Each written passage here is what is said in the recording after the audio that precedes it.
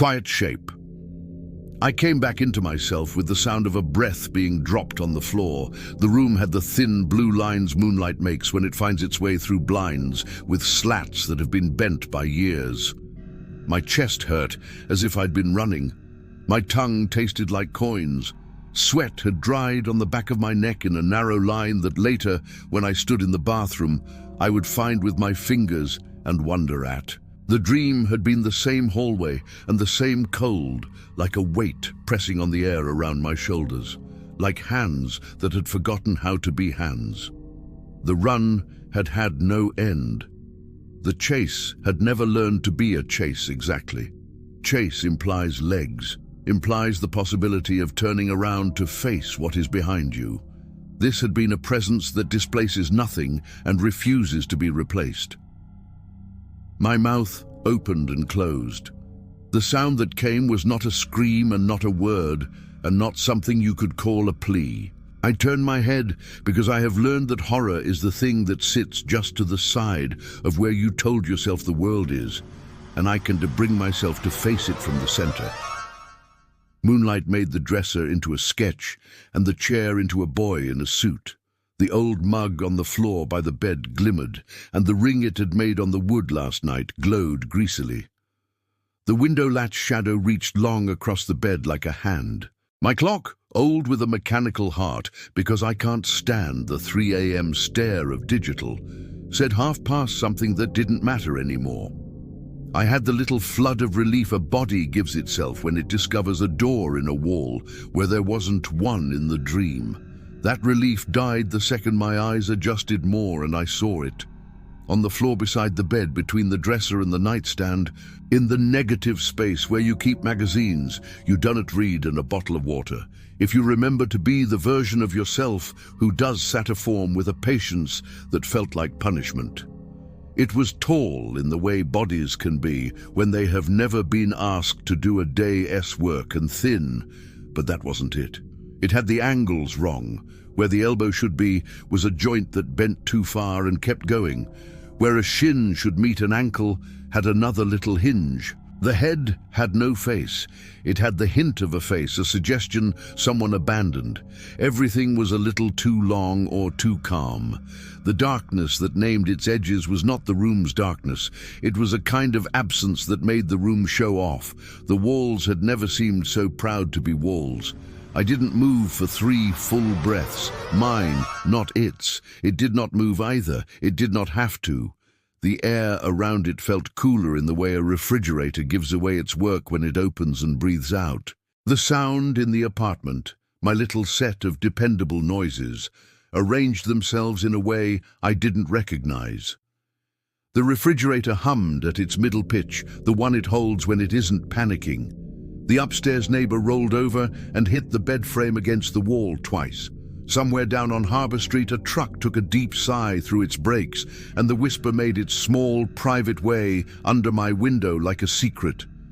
Moonlight plotted a path across the bed and found my knee, and made the thin hairs there stand up proudly.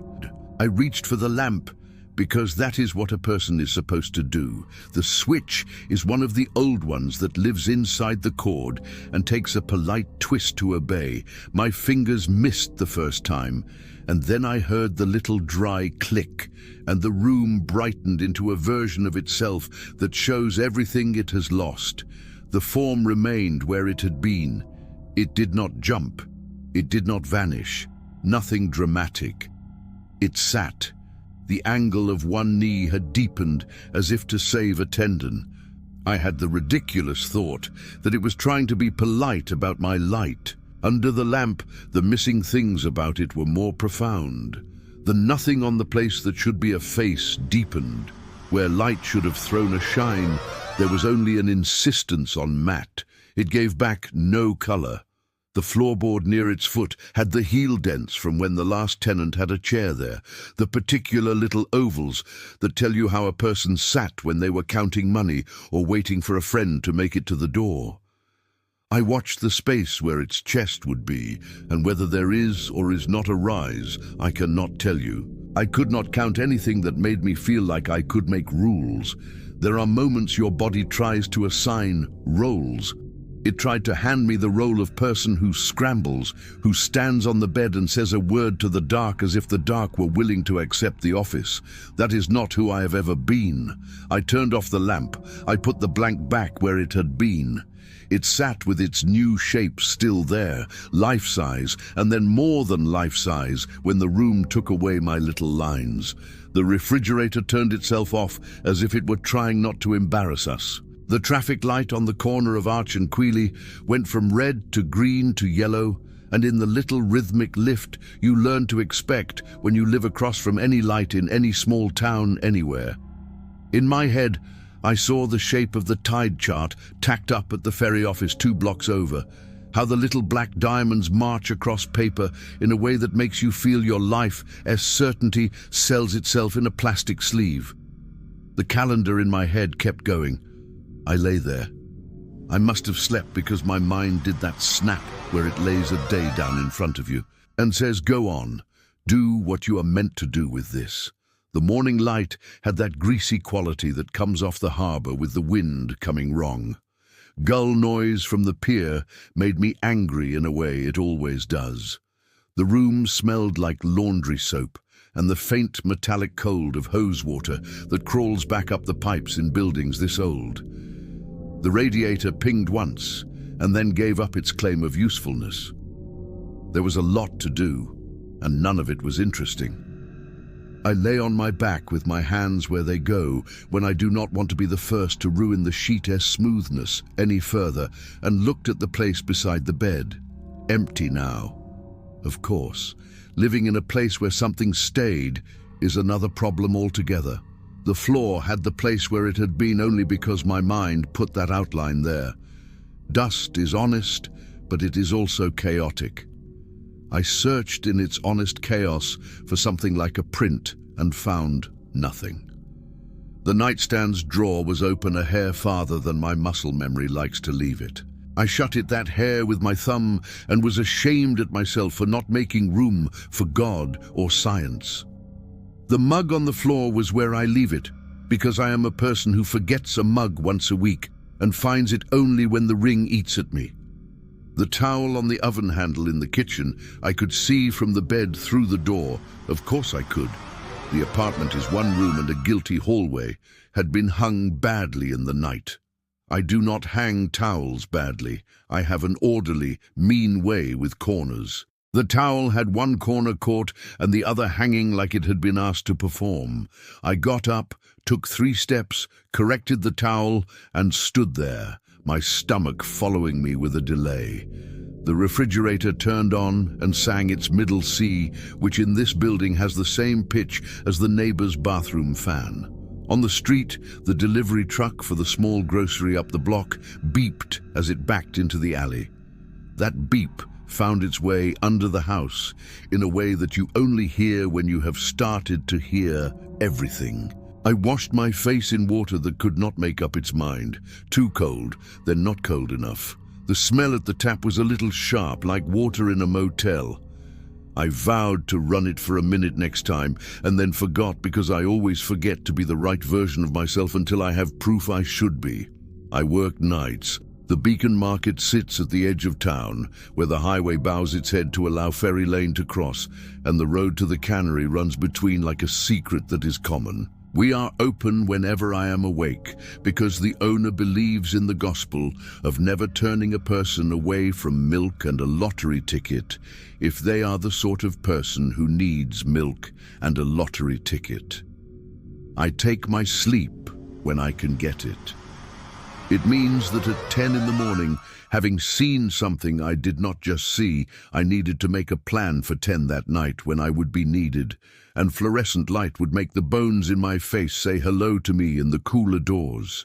I made tea because I am the kind of person who believes tea turns itself into a plan if you hold the mug while it steams. The kettle did its thin coil death and sang. The mug I chose had a chip where my lip goes, and I put my lip there anyway, because my mouth likes to manage pain. The receipt for the last groceries, milk, bread, paper towels, because I can stand to be the kind of person who lets everyone see they have run out, lay under my keys on the table. When I lifted the keys, the receipt stuck to them and then dropped again, with a noise paper makes that feels like words. The print on the receipt had blurred where steam had done it a small violence. I put my mug down on it to make a ring because I am sometimes an unkind joke to myself. I had to decide what to call what I had seen. If I could name it sleep paralysis, I could put it in the file with the time I was 19 and a grad student wouldn't look me in the eye, and I called his face nothing but his face for 6 months. If I called it dream residue, I could tell myself in the kitchen while I drank tea that I needed sticky notes on the ceiling to read when terror came, the kind with positive words on them. I don't own those. If I called it grief, there would be a list of things I have to confess. If I called it stress, then I had to look at my pay stub and the rent pinned to the corkboard next to Tide Times for the ferry and the card for the clinic and a letter from my mother I had not opened. I ate a piece of bread because the bread was there. I ran the water at the sink for a minute while I stood with my palms on the cool of the counter and watched the traffic light at the corner through the slice of window between the blinds and the clock. Red, then green, then the kind of yellow you can't love. The upstairs neighbor's laundry hose clattered in the wall by the fridge. It made me think of the basement of our building.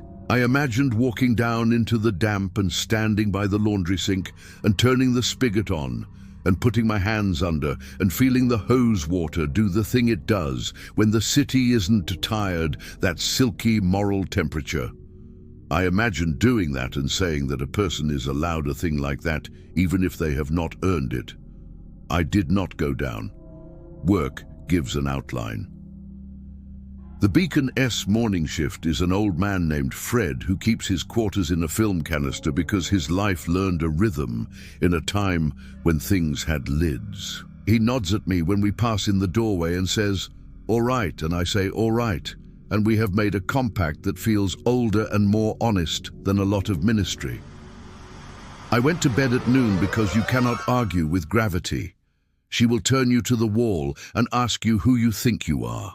The refrigerator hummed while I slept. The gulls hit their mark. The neighbor above me vacuumed at 2 like that is a kind of apology you make to God after a fight with your husband. The second night had the same dream. Long, cold hall, my body not mine. The same hands that are not hands, weighing the air down around my shoulders from behind. I could feel the edges of my arms through fabric, as if there was something wrong with the fabric and not with me. There is a point in the hall where the idea of a door suggests itself the way a possibility does. The point where my dream self, having done the run hard enough, lets go of letting go. The lurch is always the same. You should know your body better than this, but you don't. It is the same jump a person makes when they are waking in a chair. It is violent and it is kindness. I woke with a gasp that was not a surprise to me. I woke into moonlight again. I did not reach for the lamp. I lay and watched the square of the window and the indifferent air and told myself with the discipline I have taught myself that I was watching nothing. The breath came not from me. It fell just at the edge of my hearing, very soft. The way a person breathes when you have asked them to be near and they have taken that request too seriously and will never move again out of respect. It was in, and then it was out, and in, and out. I lay there with my hand in my own hair, and the breath kept the pace it kept. The refrigerator decided to misbehave and chugged once. The breath did not respond. I did not call anyone. I have nobody I can call with this. If you could phone the void, who would answer? You don't think you are a person who talks to the thing, but then you are that person. "Hello," I said, and the air did not change. I put my hand into the hollow between the edge of the bed and the nightstand, and it was not warmer there. My fingers found dust and the small grit that lives because my building is old and people put their shoes on it. I lay my hand out on the floor a little farther and felt the floor's depression where a body, not mine, had sat last night and not tonight. I curled my fingers. My voice came from behind my teeth. "I know you," I said. The air said nothing back except the gentler insistence of the breath and the way walls hold sounds and tell them how they are welcome. When the lamp warmed the room, nothing had changed rectangularly, and yet everything I knew about objects had changed.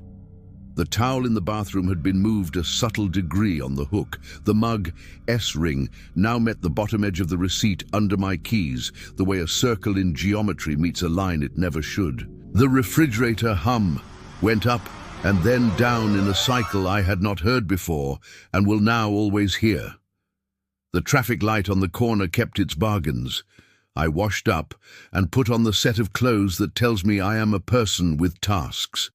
I texted my manager, Hetty, the 2 lines that have become our economy with each other. I'm good for tonight. You need anything? And she wrote back 3 hours later. Power flickered. Inventory scan glitch. Bring patience. The abrupt nouns made it feel like our lives were companionable with strangers' hands. I packed an apple and a small peanut butter because you take a spoon to a jar under fluorescent light and you understand what it is to be human. I put the jar in a bag and the bag on the table, and when I did the piece of receipt under the keys, didn't to move with the keys, and it had moved yesterday, and that meant I live here still. The street was stupidly clean from overnight. Tide had been low at 8 in the ferry schedule. The air at 10 smelled low and honest. The traffic light at Arch and Queely had returned to its ordinary monopoly on right-of-way. When I crossed under it, it hummed.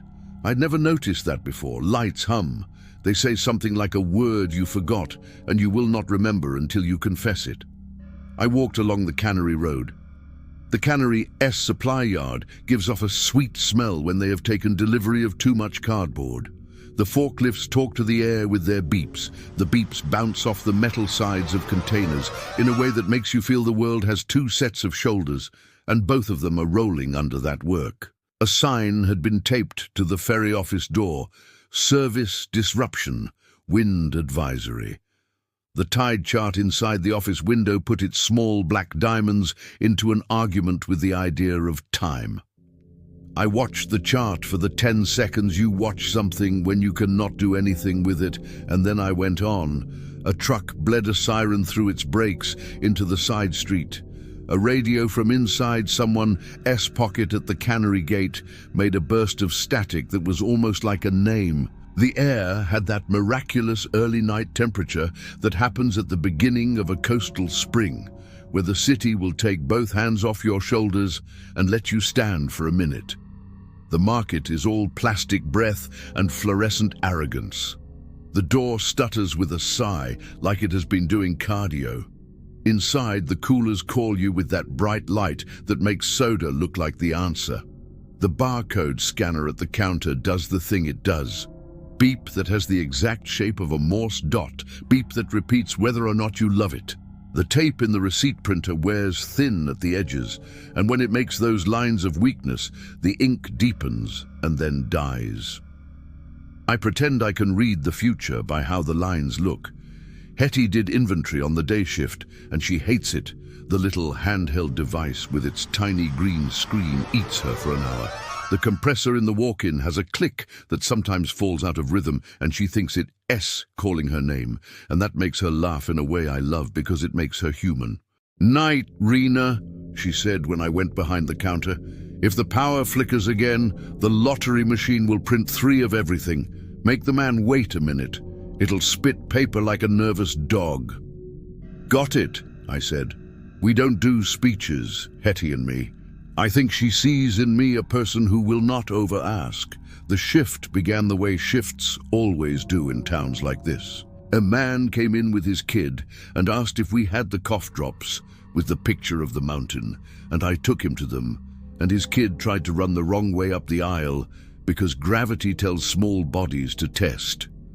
A woman in painter's pants bought a coffee and a breakfast sandwich at 11. I watched her fingertips, paint under the nails she won't get out, move over her change as if money can confess if you touch it the right way. The freezer section moaned a happy compressor moan. The beeps made the string of not music I live on. A teenager flirted with another teenager and put back a candy bar he gave her because he understood this is what you do with goods. Around midnight, the air inside had turned time into something narrow. The Harbour Rest Motel across the parking lot had turned all its parking lights on, and the light laid itself along our window in a slat that gave me a different world to stand in every time I turned toward the street. I counted inventory in the way we are asked to when it was slow. My scanner beeped when I told the device a bottle of beef jerky had the number it had. I felt the beep in my teeth. The paper towels, always overstocked and always wrong, leaned against each other like men in a locker room who hated what they had just heard and loved one another anyway. The first strange thing that was not strange happened at 2. I do not smoke. I do not take breaks. I walk in small loops the way a person will when the air inside demands to be redistributed by a moving one. The lottery machine coughed and turned its little small screen into the blunt language of errors, and then it began to spit paper. Tickets do not burst exactly, they unfurl, the way a leading string on a kite unrolls when you are moving. The printer made its serrated knowing sound and put out 6 tickets, all zeros, and then another with a name at the top. My name. I lifted it as if it might do anything, and the thin paper made little insists at my fingers. The ticket had numbers that meant nothing, and my name spelled the way my name is spelled, and not the way the world sometimes tries to spell it. The machine corrected itself by being unplugged and plugged again, and I told myself an error is an error, and that machines find ways to keep us honest. I put the tickets in the till drawer, and then in the trash, and then in the till again. Because the one with my name on it felt more like an accusation in the trash than it did under money. I ran a receipt for a man who bought a sandwich. The receipt printed the items, and then a blank, and then under that, the words, "You are a winner," in the generic font the machine likes. It felt exactly like having your throat patted by a person you do not trust. I put the receipt crumpled into the bag with his sandwich, which is the kind of meanness I will get a smug god to forgive me for later. On my dinner break, I heated a bowl of soup and stood in the back room where the soda syrup lives. The cooler compressor clicked its click. The fluorescent tube above me buzzed. There is a certain buzz that knows the shape of your skull. The camera monitor on the wall made its little light and its little low-resolution view of the aisles and the counter and the door. The monitor flashed, thin, not like a power surge, more like a blink, and in that blink, as I picked my spoon up from my mouth and held it there in the air without moving like a child who has been told to wait to breathe, the camera view of the aisle with the seasonal items, the one with the battered shelf of glossy towels rolled up and plastic buckets that no one ever buys out of season, held a long black shape, like the shape you see when you let your eyes haze to make a headache worse. It was kneeling. I put my spoon down. I held my breath back from me. It remained for 3 seconds, and then it was aisle again. The camera went back to being the thing that shows you nobody coming. The soup, cooling, made the skin soup makes, and that repulsed and comforted me at once. There are many ways to deliver a person to fear, and most of them involve asking them to be patient. I finished my soup because I am that kind of person, a person who finishes what has been begun so that she can say she did one small job. I washed my spoon. I counted to 12. I went out to the floor and walked past the aisle. Towels rolled like soldiers waited on what was wrong with them. No one had folded them into tight enough cylinders, and so the loops showed under and looked like tongues. The buckets made the sound plastic makes when it rubs itself. The wax smell from the cleaning supplies tried to tell me we were all under control. At 4, I took delivery of bread. The driver used to be married to my neighbor S. sister, and he told me things the way men do when you remind them of younger times. He stacked the trays and signed the paper with his left hand. Somewhere on Ferry Lane, a siren worked. The traffic light on Arch and Queely blinked to flashing yellow. Power flicker, the city's way of confessing. The driver, is a man who tells you stories and forgets their shape and then remembers. He talked about his shift in bets and how the schedule was written and crossed and then rewritten when the supervisor got asked by his own supervisor to consider the world, and how he had had to take the later, and how he would see his children less this month and then more next. He said, "What happens if a person starts to make noise inside him?" I said nothing, and he sighed, and the paper took his breath. When I got home, there was a notice on the front door of our building. Air quality advisory. Stay indoors and reduce outdoor activity between hours of noon and 6. Elderly and children advised to limit exertion. The tone in the copy made me feel graded. I took the stairs because our elevator is a joke the landlord doesn't know how to stop telling. The stairwell smelled like rain that had not been allowed. I could hear the hose water in the pipe like a serious conversation on another floor. When I put my hand on the rail to feel the oil of years, I felt the rail startle, and I forgave myself for that. I put my keys in the tray under the lemon drawing I bought because I thought putting fruit on paper could make a room sweeter, and because I do not have the money to buy a thing that was not printed in stacks. I set my mug down, and it made its circle. The towel recovered to my fold. The refrigerator hummed its middle C like a priest. The bed was the bed. I put my palm on the sheet where my body is, and the sheet returned itself. I slept, and had the haul, and the breath, and the knot limbs, and the lurch, and then did not scream again. When I opened my eyes, the moon had made a different slat on the wall, and the air had huddled. The figure was sitting at the foot of the bed this time. It was not close. It was nearer the door. There is an insulting sentence you could write about a cat, how it watches you until it is finished, and then it leaves you to your own loneliness. The insult would apply here if I had the kind of nerve. The form's legs reached wrong across the floor. There was a moment in which its head might have tilted or might not have. I imagined myself at the clinic with the halting voice I use when my body is not behaving and I do not want to trouble anyone. I am having disturbances. You always made fewer than most people, they would say. It is your turn. I put my hand on my own shoulder under the sheet. The body can be both a hurt and a helper. I said to the air, because I'm a person who will set a boundary politely, not while I am asleep. The room did not move. The day used up my patience. The city's advisory turned into a different advisory at noon. Water boil, valve work at the plant upriver, out of an abundance. I hate that phrase. It costs too much to write it, and we all know what it costs. I boiled a pot and poured the water into a glass jar I keep because it tells me I'm a person who keeps glass, because they are careful. The new schedule at the beacon had been taped to the cooler door in back.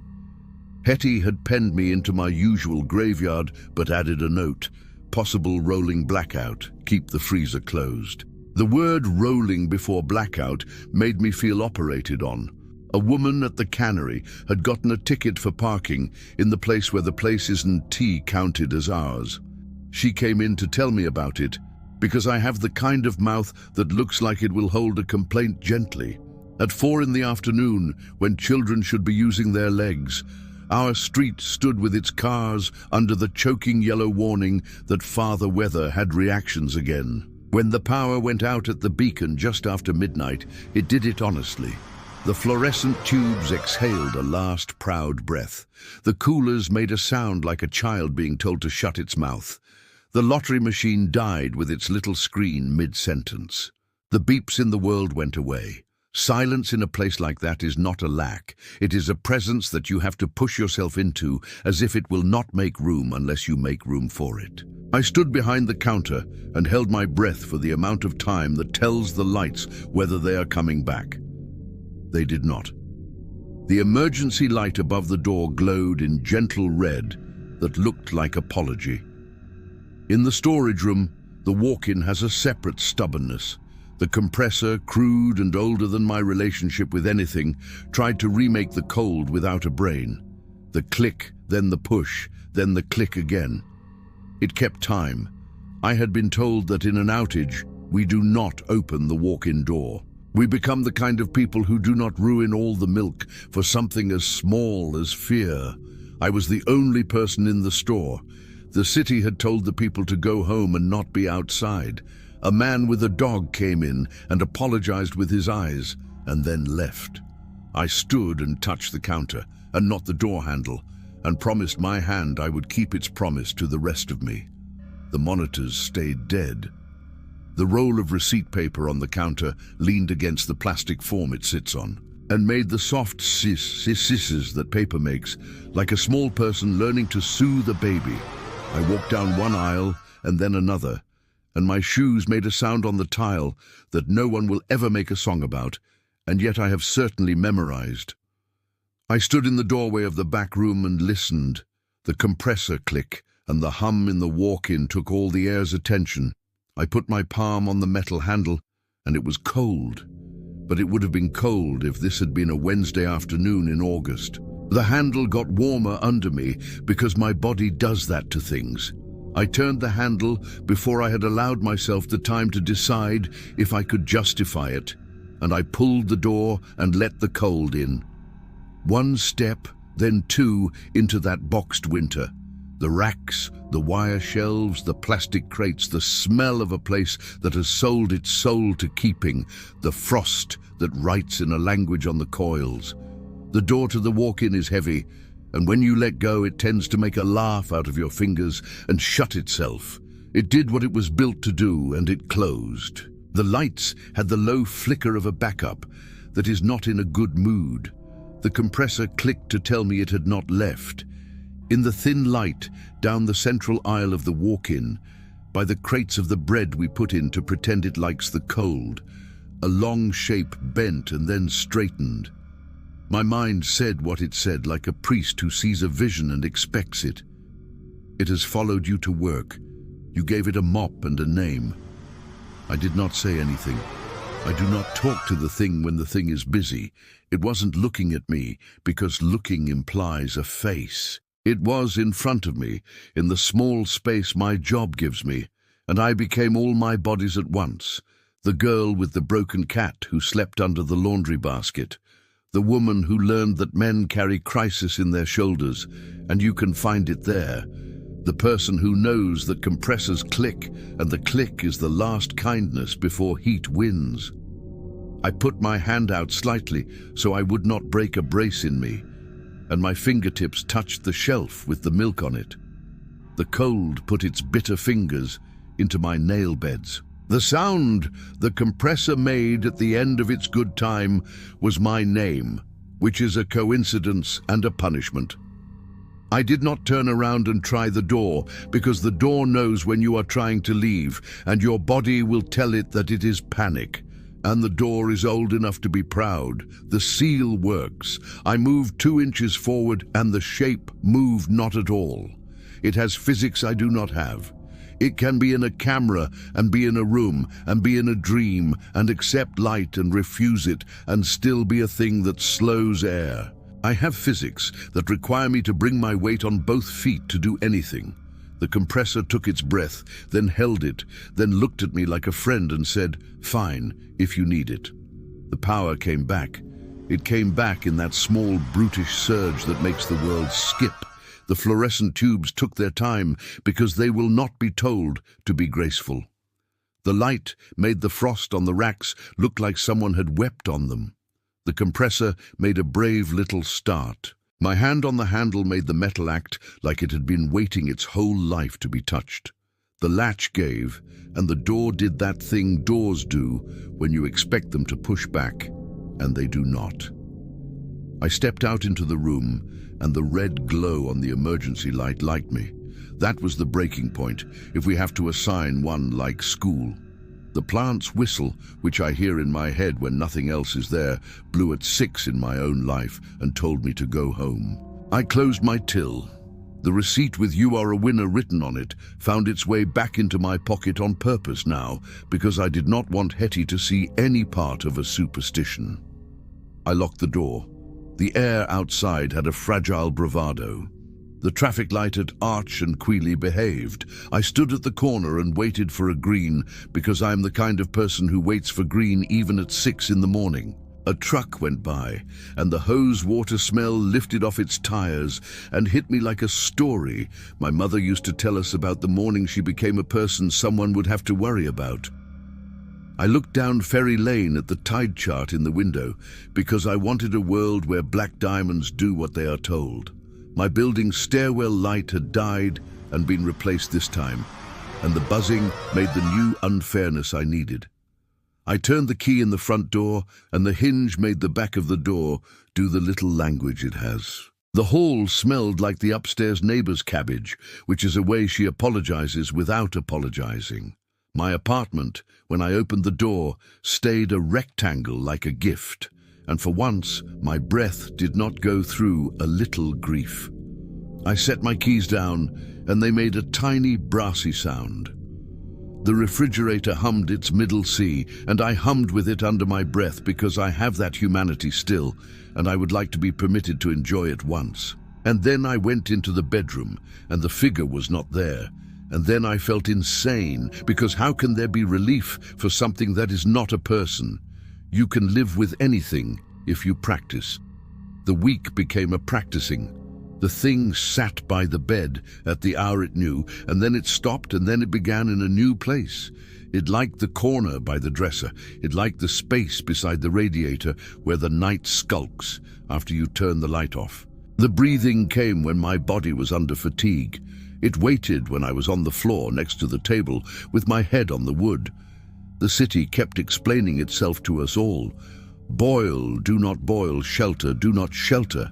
The cannery overproduced and then shut a line down for 2 days because someone had pretended a valve could not break if you moved your mouth correctly.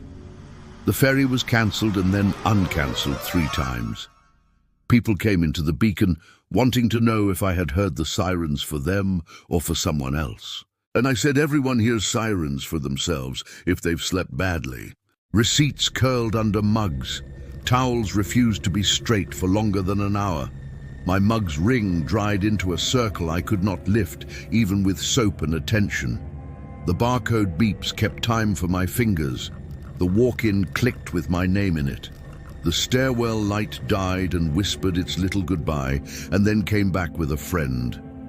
I stopped taking the long route home. I stopped checking the camera every 20 minutes. I stopped using the word grief even in my head. I stopped being brave in front of the sink and began being that person who puts her hands under the water, like she is trying to be a saint who has no idea what to do with whatever she has been given. One night, just before dawn, while I was folded into the shape of a person who asks for mercy without asking anyone in particular, and whose mouth has just now this minute learned to close over the harm it would otherwise do, the thing at the foot of the bed changed itself. There was a small sound, like a jacket sliding down the back of a chair, and the right place left leg moved without moving. The air got a little colder at my knees.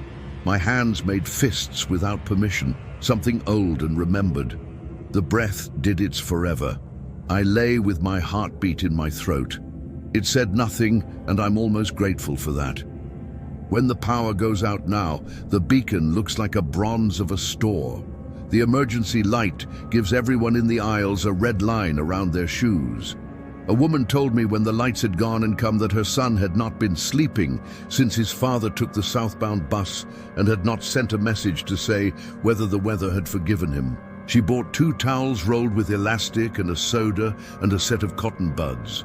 The beeps from the little hand scanners in the back room turned into a bird call you could love if you were the kind of person who can be tricked into worship. Hetty printed the next week's schedule, and the line with my name on it had moved down. Not a promotion, but a kindness. 4 nights instead of 5 because someone else had asked for more, and this week I could be less. She slid the paper to me under the counter with nothing on her face. Under schedule, someone had written, "Water clear, okay to drink." Someone else had crossed it out and written, "If you must."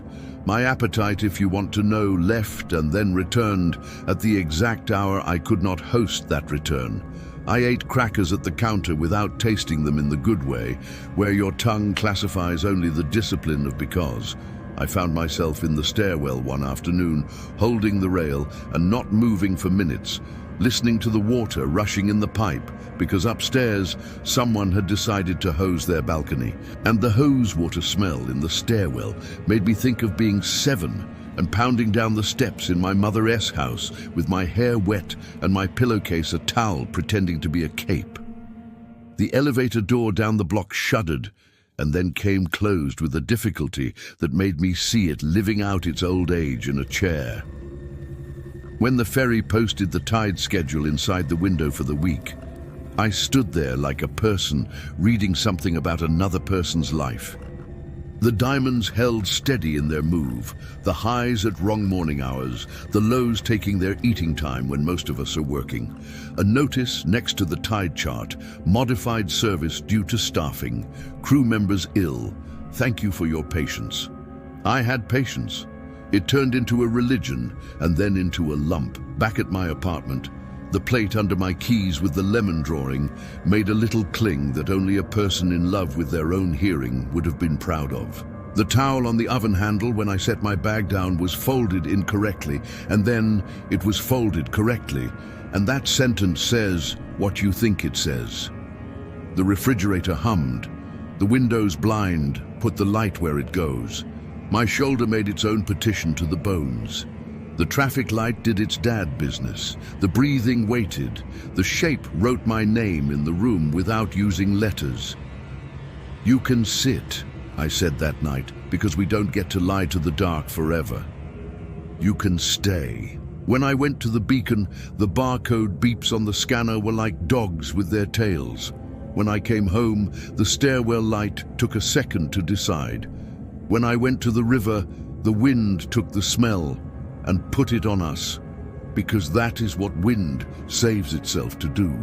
When the city sent us the advisory about the festival being postponed due to supply chain, because everything is supply now, I put the little printed card in my drawer with the tide chart and the shift schedule and the receipt with the smear and the letter from my mother with its soft crease and the lottery ticket that bore my name, and none of these things were evil, because things are not evil. The air in the room carries an old friend that doesn't care if it is loved. It is not an intruder now.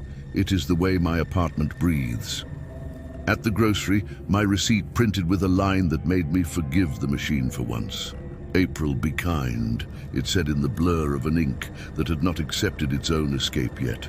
Machines sometimes conspire with us. I took the receipt home, put a mug on it on purpose, lifted the mug and looked at the ring. I left the ring unpunished 2 full days. The towel drifted down the oven handle like a sleepy child coming downstairs at midnight with no right to ask for water. The stairwell light stayed dead. I remembered how Jose water feels when you spill it on your bare feet in August. I tried to let that love me for a minute, and it did. I want to say that one night it spoke, but that would be a lie. And this, worse than anything else, is a story that demands its truths be small. The thing does not need words. It does not ask for anything, though I want to tell you, it asks for my breath. It has never touched me. It lives in the spot by the bed where a body would have lived, had my life gone, in one of the many directions it might have been allowed to go. It lives at the foot of the bed some nights, with the posture of someone who has decided to watch you breathe, the way a person takes notes in the dark. It waits politely in the doorway to the bathroom if I turn on the light and look at my mouth for too long. It leaves when the refrigerator has a complaint that requires me to lay hands on it and gently hush it back to itself. It prefers the hour between the ferry's first call and the beggar's first sign. Some mornings, just after the lurch, when the run has had the courtesy to deliver me back to myself swollen and breathless and alive, I lie there, and the figure is more not there than there.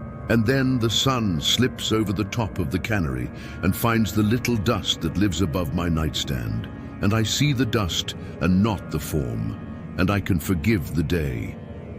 Other times the breath comes with that small fetch you have to use when you are going to laugh, or you are going to cry, or you are going to tell a person you want to leave. And you have to decide first whether you are telling yourself. The city will go on telling us not to drink if we can help it, and fixing pipes that would like to die quietly, and cancelling the festival out of an abundance, and asking us to donate jars at the community center because someone forgot the lids on the last batch last year, and this year we should do it right. The cannery will ship again, and their forklifts will beep, and a man will turn his head to the beep and forget to mind his own walk. The Tide diamonds will be printed in new ink by the ferry office, the traffic light will hum, the stairwell will have its smell, the hose water will keep the memory my body keeps trying to forgive, the mug will make its ring, the towel will insist on the wrong fold. The lottery machine will spit my name into paper, and it will mean nothing, and it will mean everything I let it. This will be a life then. One with a breath I do not consent to, and a watcher I cannot turn into something else. I am eating again a little. Crackers and soup at the beacon, a sandwich in the afternoon. I wash the mug. I place it on the counter and let it dry standing up on its ring, because that is how I can see what came before. And I like that way of telling time more than the others these days. I keep a tide chart by the door where I ought to keep calendars. I keep a shift schedule on the fridge that has my name on fewer lines than it did last week. I keep the receipt with the ring and the words and the slipped ink in the drawer under the tea. At night, when the run begins again in the hall with no end, I do not necessarily mind its openings the way I used to. I run because that is what we are here for, and I enter the air that makes itself heavy with the idea that something that is not. A body could teach a body how to learn weight, and I push with my legs and my arms, and the thing that isn't a thing sits off to one side of my shoulder and does not help and does not hurt, and then I lurch into the bed, and the night is a room with bad light, and I see my own wall, and the window and the wardrobe with the glued mirror that has lost its loyalty, and the breath in the room has its one job and sticks to it, and the refrigerator hums, and the traffic light says yes and no, and that's enough, and I hold my own wrist for a minute with my own hand. And sometimes, breaking the small rule I made to be polite, I say out loud, small, you can stay, which is not permission because I am not a court, but a noticing. I say it, and the air grows its new shape, and then it doesn't. And then the day introduces itself with gulls who do not care. And I get up and fold the towel badly and leave it, and for a whole hour after that, I am a person no one has trained for anything. And the ring on the counter dries, and the stairwell light goes on, and the hose water in the pipes makes the sound of a voice that, if I was someone else, and the person I used to be were the one at the sink now, I would miss.